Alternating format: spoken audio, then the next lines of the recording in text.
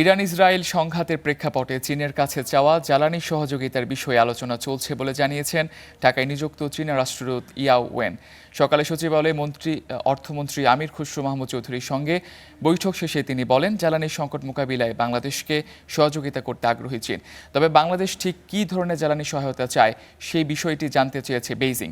নতুন সরকারের অগ্রাধিকারভুক্ত কয়েকটি প্রকল্প নিয়েও আলোচনা হয়েছে।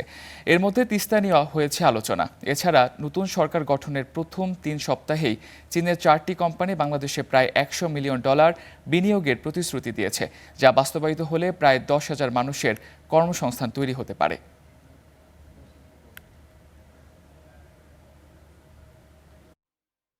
In the last 3 weeks, already 4 Chinese companies committed almost $100 million investment in Bepsa in Bangladesh, which bring about 10,000 job opportunities for Bangladesh within 3 weeks of this new government.